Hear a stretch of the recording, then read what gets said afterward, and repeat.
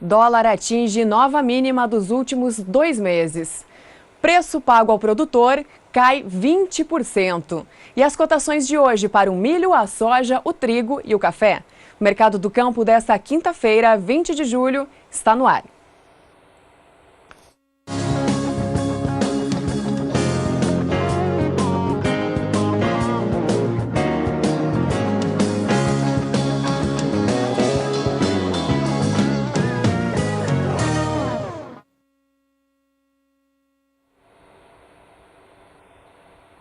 Olá, eu sou Sara Kirchhoff e falo ao vivo dos estúdios da B3 em São Paulo.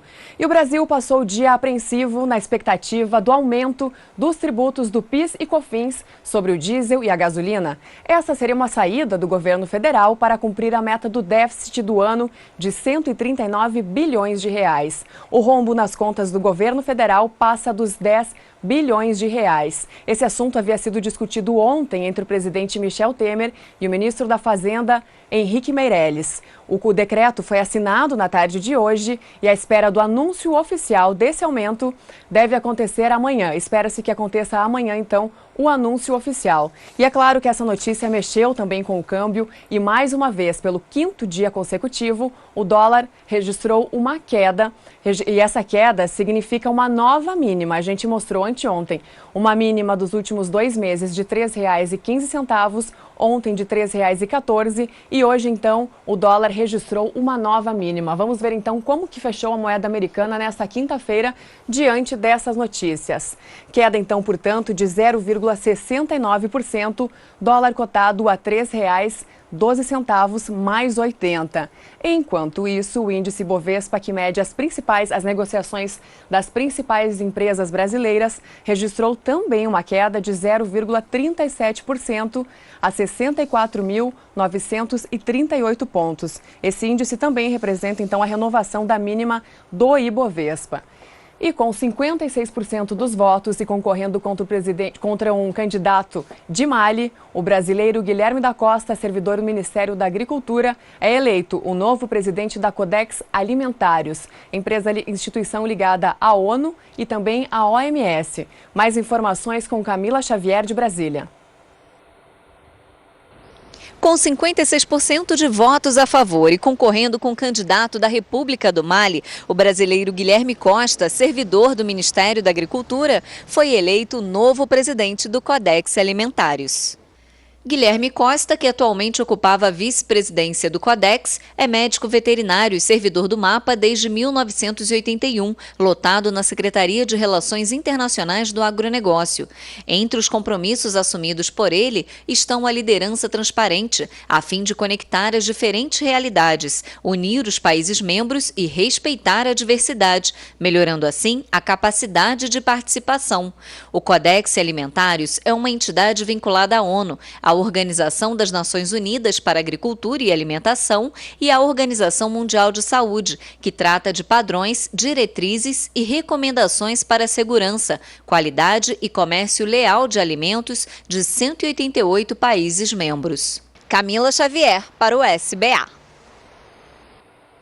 Expoagro de Cuiabá, em Mato Grosso, é marcada por debates sobre os desafios da agricultura brasileira. Quem tem um balanço sobre essa feira é o repórter Valdir Pacheco. Vamos acompanhar.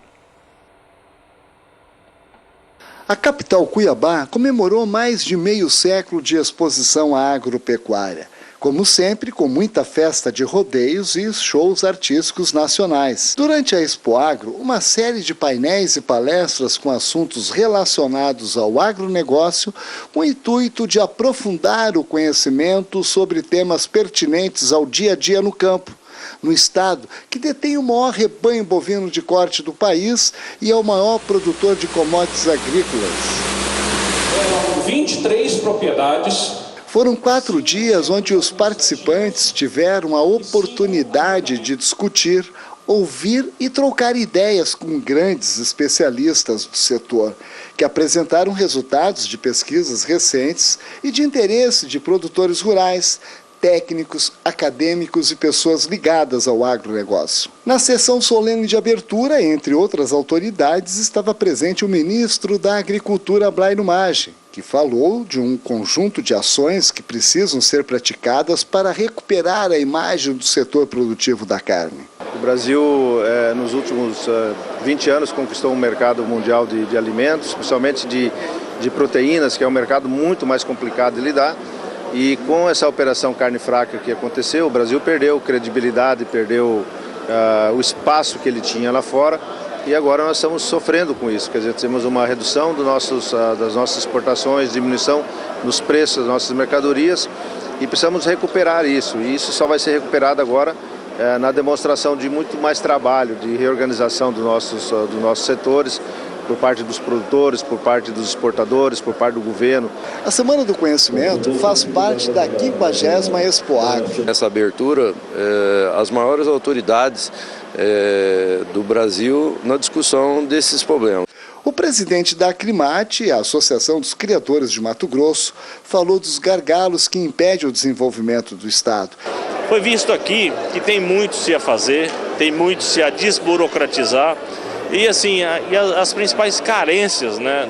A gente sai aqui com o dever de casa que a gente precisa a cada dia mais estarmos juntos, estarmos unidos e discutindo os nossos interesses e o interesse comum da classe. O momento não é para aprendizado, o momento é de colocar as coisas em prática. Valdir Pacheco para o SBA.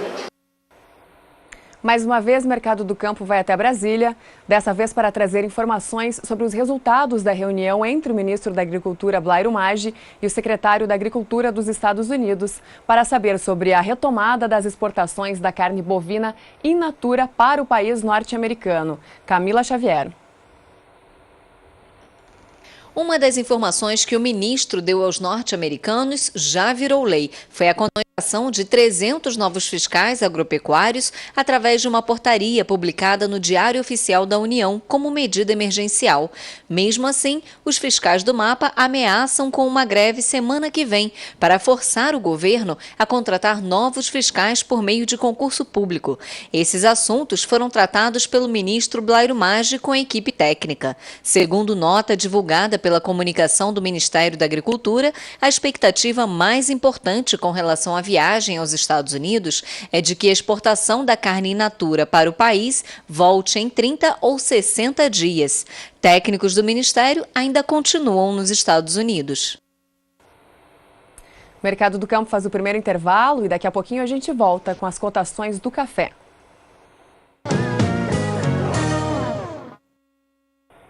Estoques privados de café caem quase 30% no Brasil.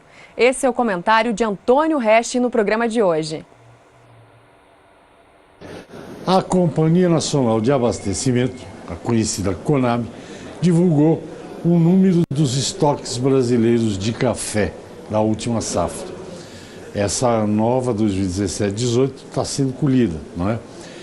9.860.000 sacas. Esse número é bem inferior ao último levantamento. Acho que estava em 24, 25 milhões de sacas. Sendo que ainda não há café da nova safra, 17-18, suficiente para atender mais um mês ou dois aí, que é quando entra pesada a safra de café no mercado. Portanto, os estoques brasileiros devem cair aí, possivelmente, para 3 ou 4 milhões de sacas. Os estoques oficiais, esses são privados. Os oficiais estão praticamente zerados. E os privados vão ficar no menor nível dos últimos tempos. Isso significa que fundamentos para um reajuste nas cotações do café existem. Se eles ocorrerão ou não, essa é uma outra questão que só os participantes do mercado é que vão decidir. Não é minha vontade. Até o próximo boletim. E ainda falando do café, vamos para as cotações do produto em duas bolsas internacionais e também aqui na BMF. Bom, nas bolsas internacionais, então, o café teve alta hoje e no Brasil a situação foi um pouquinho diferente. Vamos conferir aqui no painel. Últimos negócios dos contratos para julho. Se referindo então ao café robusta na Bolsa Futura de Londres, negociados a 2.129 dólares por tonelada, uma alta de 0,18%. Contratos para setembro, 2.113 dólares por tonelada, alta de 0,14%. Contratos para novembro a 2.096 dólares por tonelada, alta de 0,09%. E contratos para janeiro do ano que vem com uma leve queda de 0,04% a 2.074 dólares por tonelada. Do café robusta, vamos então para o café arábica, contratos futuros na Bolsa de Nova York. A gente ainda não tem as atualizações de julho, vamos então para setembro. Últimos negócios, contratos a $1,35 por libra-peso, queda de mais de 0,5%. Contratos para dezembro a $1,38 por libra-peso, variação negativa de 0,57%. E contratos para março do ano que vem, negociados a $1,42 por libra-peso, queda de 0,56%. E aqui no Brasil, café BMF Bovespa, de acordo com o ajuste atual, contratos para julho a $153,80 a saca, uma variação negativa de 0,65%. Contratos para setembro, $160,60, queda de 0,65%. Contratos para dezembro, $166,75, queda também de 0,66%. E contratos para setembro do ano que vem a $172,45. Uma variação também negativa de 0,61%. Das cotações do café, vamos então para a previsão do tempo nos estúdios da Somar com Juliana Rezende. Agroclima. Oferecimento Santa Helena. As melhores sementes de milho para grãos e silagem. Olá, boa tarde a todos. As atividades de colheita do milho safrinha seguem em andamento na maior parte do país. E é o Mato Grosso que ainda lidera as atividades no campo, agora já com 47% das áreas colhidas. O que tem mantido esse andamento das atividades de colheita é justamente o predomínio de tempo mais seco, que já tem ocorrido durante os últimos dias, que tem feito também os índices de umidade do solo declinarem na maior parte das regiões do centro-sul do país. Ao longo dos próximos 5 dias, o predomínio ainda é de tempo seco na maior parte do centro-sul e até o dia 25 de julho não há expectativa de pancadas de chuva. Já durante o segundo período, entre os dias 26 e o dia 30 de julho, o tempo ainda segue seco na maior parte do centro-sul. Algumas pancadas de chuva ainda ocorrem, tanto no Nordeste mineiro como no norte do Espírito Santo. Mas vale lembrar que são pancadas de chuva isolada e com baixos acumulados. É somente ao longo do terceiro período que deve voltar a chover de forma mais abrangente na região sul. Os acumulados dessa vez ocorrem até 5 milímetros entre o Rio Grande do Sul e Santa Catarina. Agora, nas demais áreas do centro-sul do país, entre o centro-oeste e também o interior do sudeste, o Paraná também, o predomínio ainda deve ser de tempo mais seco e sem chuva. Então, durante as próximas semanas, não há expectativa de pancadas de chuvas muito expressivas na maior parte do centro-sul do país. Por conta disso, as atividades no campo, especialmente a colheita do milho safrinha, deve seguir avançando. Volto com você no estúdio.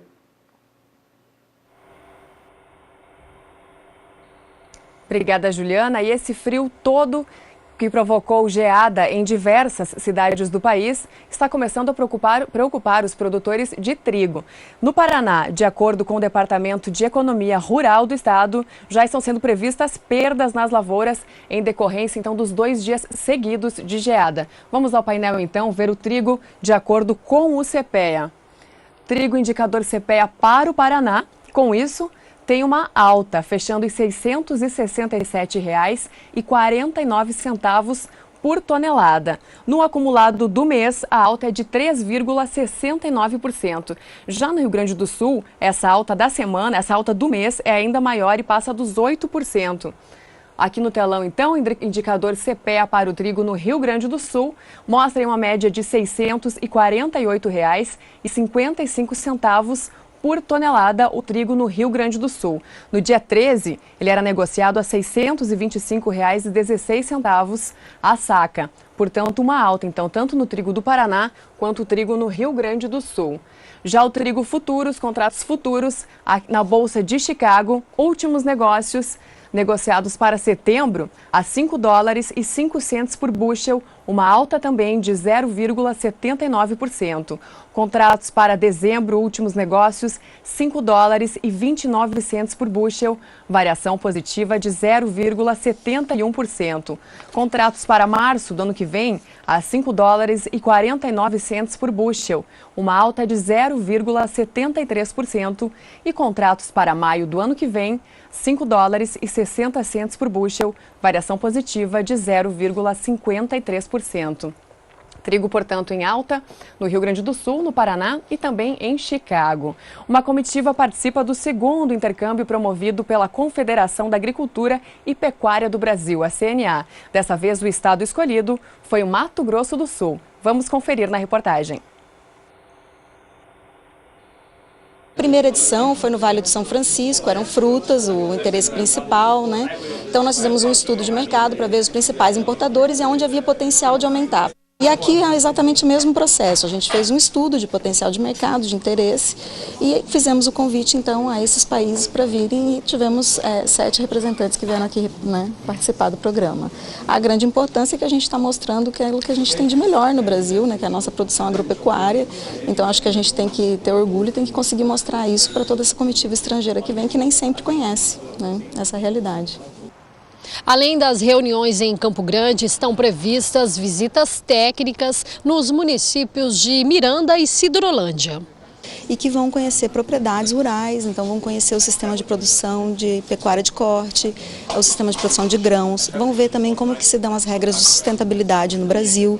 Então a ideia realmente é trazer essa aproximação, né, com os governos locais, com os produtores locais e ter um melhor entendimento do nosso país, que é um país muito grande. Preço pago ao produtor cai 24%. Essa foi a maior queda do índice de preços recebidos pelos produtores rurais desde 2010, quando foi o início da série histórica. E esse resultado está muito longe do IPCA Alimentos, que teve uma deflação de menos 0,03% e do IPCA, que foi de 1,18%. E essa diferença comprova a disparidade entre os preços recebidos pelos produtores e aquele praticado na gôndola do supermercado. Essas e outras informações sobre o relatório foram divulgadas hoje pela Assessoria Econômica do Sistema Farsul, Federação da Agricultura do Estado do Rio Grande do Sul. E ainda falando em preços, mas agora em negócios futuros, Chicago encerrou o dia em alta para a soja. Os investidores seguem adicionando o prêmio de risco climático às cotações. São as altas temperaturas e o clima seco no oeste dos Estados Unidos que mexem, portanto, com o preço das commodities. As condições também são desfavoráveis. Além do centro-oeste americano, são desfavoráveis as áreas centrais e do sul de Illinois e também no sul de Indiana. Vamos ver então os contratos com vencimento para julho, últimos negócios para a soja. Contratos futuros na Bolsa de Chicago. Para o mês de agosto, então, vamos começar com agosto. $10,13 por bushel, uma alta de 1,37%. Contratos para setembro negociados a $10,18 por bushel, variação positiva de 1,39%. Contratos para novembro a $10,27 por bushel, variação de 1,5%. E contratos para janeiro do ano que vem a $10,35 por bushel, também alta de 1,39%. E são as condições climáticas, então, que continuam interferindo e fazendo com que os preços das commodities subam na Bolsa de Chicago. O Mercado do Campo faz mais um intervalo e daqui a pouquinho a gente volta. O Mercado do Campo está de volta e o estado de Santa Catarina já encerrou a colheita do milho segunda safra, que por lá teve um incremento de 17% nessa safra, chegando então a 3.200.000 toneladas. O setor atribuiu esse aumento ao uso de tecnologia. E em Chicago, o milho também sofre influência do clima, assim como a soja, como nós falamos agora há pouco. Vamos ver então como que ficaram as cotações no dia de hoje para o milho, contratos futuros. Últimos negócios para setembro, $3,91 por bushel, variação positiva também, assim como na soja, de 2,15%. Contratos para dezembro a $4,04 por bushel, alta de mais de 2%. E contratos para março do ano que vem a $14,15 por bushel, uma alta de quase 2%. quase 2%. Agora sim, vamos à Bolsa Brasileira. Aqui na B3, o milho BMF, contratos para setembro, conforme o ajuste atual, o milho cotado a R$ 26,61, uma variação positiva de 1,10%.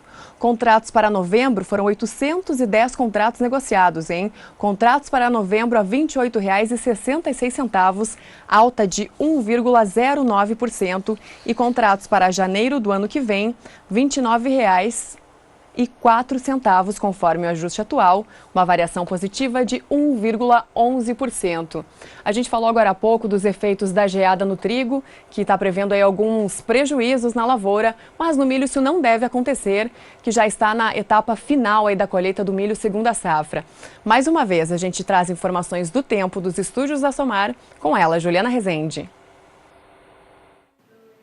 Como já se é esperado para essa época do ano, as pancadas de chuva têm ocorrido de forma frequente nas áreas da faixa leste do Nordeste e também nas áreas no extremo norte do país. Isso ocorre por conta de instabilidades tropicais devido ao calor e à alta umidade, isso nas áreas mais ao norte do Brasil. Agora, na faixa leste nordestina, as chuvas ocorrem por conta de um fenômeno conhecido como ondas de leste, que acabam trazendo a umidade do oceano. Esses ventos sopram do mar contra a costa e trazem essa umidade que acabam provocando pancadas de chuvas frequentes. E isso tem garantido umidade do solo mais elevada, especialmente em toda a faixa leste do Nordeste e nas áreas mais ao norte da região. Durante os próximos dias ainda há expectativa de pancadas de chuva justamente nessas áreas onde já tem chovido com frequência. E é especialmente no leste nordestino que os canaviais têm sido beneficiados com essas chuvas frequentes. Os próximos 5 dias ainda serão marcados por pancadas de chuva na faixa leste do Nordeste e também no extremo norte do país.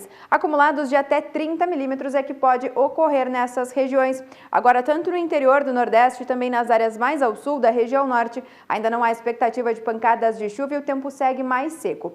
Durante o segundo período, essas chuvas perdem um pouco mais de força nessas áreas. Agora, as pancadas de chuva se concentram somente no extremo norte da região norte e também nas áreas mais a oeste da região. Agora, enquanto que no Nordeste as chuvas ainda devem seguir um pouco mais frequentes na faixa leste, porém os acumulados dessa vez não devem passar de 15 milímetros. Durante o terceiro período, essas pancadas de chuva ainda seguem persistentes. As chuvas ainda ocorrem tanto no extremo norte do país, como também na faixa leste do Nordeste, acumulados ainda baixos, que não devem passar de 15 milímetros. Então, portanto, até o dia 4 de agosto ainda não há expectativa de chuvas abrangentes nas regiões norte e nordeste. As pancadas de chuva ainda se concentram tanto no extremo norte da região, como também na faixa leste nordestina. E é justamente nessa área onde os canaviais seguem beneficiados com pancadas de chuvas frequentes. Hoje eu encerro por aqui a minha participação. Até mais!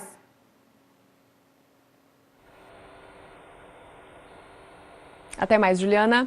Reforma tributária, modernização trabalhista e a nova geopolítica são os assuntos da 16ª edição do Congresso Brasileiro do Agronegócio, que acontece aqui em São Paulo no dia 7 de agosto. Walter Pulga Júnior conversou com o diretor executivo da Associação Brasileira do Agronegócio e nós vamos conferir agora essa entrevista. Cornacchione, obrigado mais uma vez por ter vindo. Vamos falar agora do que você está prestes a começar, daqui a alguns dias, na ABAG, que é o Congresso, o 16º Congresso da ABAG, já tradicional, né? Já. O que temos de novidade no Congresso da ABAG deste ano? Bom, obrigado, Pulga, aí pelo convite. Esse é o 16ª edição, vai ser dia 7 de agosto agora, como já tradicionalmente a gente faz lá no Sheraton WTC. Esse ano nós vamos tratar um tema que está bem quente no país agora, vamos tratar sobre reformas. O nome do congresso é Reformar para Competir, quer dizer, tem algumas reformas, vamos dizer assim, algumas grandes ações que a gente precisa fazer, lógico, no país e também no agronegócio, para que a gente, principalmente o agronegócio, se torne cada vez mais competitivo. Então a gente vai tratar disso nesse congresso agora em agosto. Bom, o foco hoje dos empresários brasileiros tem sido, mesmo a reforma trabalhista, que vem em aprovação, ainda deve ter algumas mudanças. Durante esse congresso, esse será um assunto abordado? Sim, esse vai ser o primeiro painel. Assim, agora, inclusive, com a aprovação recente da reforma trabalhista no Senado e com a sanção do presidente nesses últimos dias, isso se tornou mais importante ainda. Para ser sincero, acho que vamos ser esse congresso, em termos de agronegócio, acho que é o primeiro congresso que vai tratar o assunto dentro do guarda-chuva do agronegócio. Então, o primeiro painel nosso, que nós estamos chamando sobre modernização trabalhista, nós vamos tratar fortemente essa questão. Vamos ter um representante, vamos assim, dos tribunais, né? No caso é o ex-ministro Almir Pazianotto, que foi ministro do Trabalho e foi ministro do Tribunal Superior do Trabalho. Conhece profundamente a legislação trabalhista. Conhece como poucos a legislação trabalhista do país. Vamos ter a presença do Solon Cunha, que é um advogado trabalhista, né? Também professor de Direito do Trabalho, conhece muito bem essa questão. E vamos ter o Walter Schalka, que é presidente da Suzano Papel e Celulose. O Walter vai trazer a visão, vamos dizer assim, do executivo, do lado da produção, e a Suzano é uma empresa que tem desde a produção agrícola, no caso eucalipto, né, até a agroindústria, industrialização, comercialização, processamento, papel, venda, mercado sofisticado, inclusive. Então, o Walter tem total condição, até porque ele conhece muito bem o setor, de dar essa visão do lado empresarial. Então vai ficar um painel bem balanceado. Você tem um lado, uma visão dos tribunais, um lado mais jurista e um lado mais empresarial, vamos dizer assim, para discutir modernização trabalhista em cima da lei que foi recentemente aprovada. Agora, também tem um debate sobre reforma tributária. Reforma tributária é um assunto que interessa muito a quem está no agronegócio. Não, mas é verdade, se a gente atacamos agora a trabalhista, não tem dúvida que quem precisa tratar a questão tributária com urgência, né? Quer dizer, essa questão tributária nesse país, nós estamos perdendo competitividade, né? Quer dizer, nós estamos sendo menos competitivos por essa questão. Então, o segundo painel do Congresso, a gente vai tratar sobre reforma tributária, né? De novo, com mais ou menos o mesmo conceito. Vamos ter ali a presença de uma visão mais jurídica, que é o caso do Paulo Aires Barreto, de um tributarista, que é o Gustavo Bichara, e uma visão mais do lado, vamos dizer, do negócio, das empresas, que é o atual presidente do BNDES, o Paulo Rabelo de Castro. Quer dizer, também nesse painel, cada um vai poder ter uma visão das suas posições, o que dá, no final, uma visão mais abrangente do tema, e é um tema fundamental. Se a gente for entrar aqui, vamos ficar uns 3 dias conversando nesse assunto, porque precisamos atacar isso rápido no país. Agora, é um congresso curto, é um congresso de apenas um dia, tradicional, começa logo cedo, lá para as 8 horas da manhã, 9 horas da manhã, e termina por volta das 19 horas. Quer dizer, é um dia de discussão, mas nós temos também algumas homenagens. A BAG sempre faz algumas homenagens. Vamos destacar as homenagens deste ano? Vamos. Quais são? Bom, nós sempre homenageamos 2 pessoas, um prêmio que chama Norman Bullock, que é o pai da Revolução Verde. Normalmente esse prêmio a gente destina para pesquisadores, professores universitários e tal. Este ano nós estamos homenageando o João K., né, que é um pesquisador da Embrapa, o idealizador, o cara que pensou na integração lavoura-pecuária-floresta, um pesquisador da mais alta nível, um cara de uma contribuição relevante para a questão. Uma justa homenagem. E é uma justa homenagem. Nós temos o prêmio Ney Bittencourt. Ney Bittencourt, rapidamente, é o fundador da BAG, então esse prêmio a gente normalmente dá para um prêmio mais institucional, para alguém do setor que fez um trabalho importante dentro daquele período, entre um congresso e outro, né? Esse ano nós vamos dar para o ex-ministro Francisco Turra, atual presidente da ABPA, que é a Associação Brasileira da Proteína Animal, por todo o trabalho que o Turra fez naquela operação carne fraca, muito merecida. O Turra fez um trabalho excepcional, então uma forte recuperação. E guardamos para o final, assim, uma coisa um pouco diferente. Nós vamos fazer um programa, entre aspas, Roda Viva lá, mas em vez de a gente entrevistar uma pessoa, nós vamos botar o tema no centro e ter mais 6 pessoas discutindo o tema, tá certo? E essa é a nova geopolítica, né? E aí vamos discutir. Gente importante, eu posso ressaltar aqui, olha, Rubens Barbosa, embaixador do Brasil e trabalhou nos Estados Unidos. Foi embaixador em Washington. Presidente da Abitrigo agora. O Rubens Recupero, que foi embaixador, chegou a ser ministro de Relações Exteriores, é diretor da Faculdade de Economia da FAAP, Fundação Armando Álvares Penteado. Nelson Ferreira, sócio da McKinsey. O Nelson Ferreira é sócio da McKinsey e é ele que cuida da área de agronegócio na América Latina. Quer dizer, o Nelson conhece essa questão de agro sob o ponto de vista da McKinsey, principalmente de grandes informações. como poucos. E temos também nesse debate da nova geopolítica o Jaguaribe, né? Nós temos. Que é o Roberto Jaguaribe, embaixador e agora presidente, eu estou lembrando aqui, da Apex Brasil. E até pouco tempo atrás era embaixador do Brasil na China, né? Quer dizer, o embaixador Jaguaribe conhecimento de um mercado conhece importante muito nós, bem então. a Ásia, né? Fora isso, nós temos também o vice-presidente global de assuntos corporativos da Cargill, né? A Devra, é uma mulher. É. Isso. A Devra. E o Alejandro Munhoz, que é vice-presidente de negócios do POL, da Pioneer. Também naquela linha, que a gente vai ter lá 3 embaixadores que conhecem essa questão de geopolítica, 3 embaixadores de conhecimento excepcional. Temos o Nelson da McKinsey, que traz toda essa questão. A McKinsey tem toda essa questão dos números, tendência, a coisa toda. E, de novo, a gente colocou também 2 lados mais empresariais. Tem a Devra, que é da Cargill, uma empresa aí enorme em trade e produção de alimentos. E o Alejandro, que é da Dupont, também é uma empresa enorme na área de agroindústria. Quer dizer, a gente vai ter a visão aí dos empresários, das informações e dos embaixadores. Acho que vai ser um debate interessante. Vai ser um congresso bem pesado este ano. Esse ano estamos com uma programação bem robusta e estamos muito esperançosos aí com os resultados do congresso e na linha que a gente sempre tem na BAG, Pulga. A gente sempre, quando pensa no congresso, a gente brinca, né? Eu estou aqui agora há dias do congresso, né? Mas quando acabar esse dia 7 de agosto à noite, a gente já começa a pensar para 2018 e a gente sempre procura fazer o congresso trazendo um tema atual, uma coisa mais estratégica, sempre de uma visão mais estratégica, mais para frente. É essa a função que a gente faz nesse congresso. Bom, você acaba de ouvir o Luiz Cornacchione, responsável, diretor executivo da ABAG, Associação Brasileira do Agronegócio, responsável por mais um congresso da ABAG. Vou lembrar, debatendo modernização da legislação trabalhista, reforma tributária e a nova geopolítica, com participação de embaixadores, gente que conhece profundamente a legislação trabalhista, a legislação tributária, informações relevantes para quem está dirigindo empresas no agronegócio. Passamos o recado, Luiz? Ótimo, obrigado pelo convite, é sempre um prazer estar com você aqui.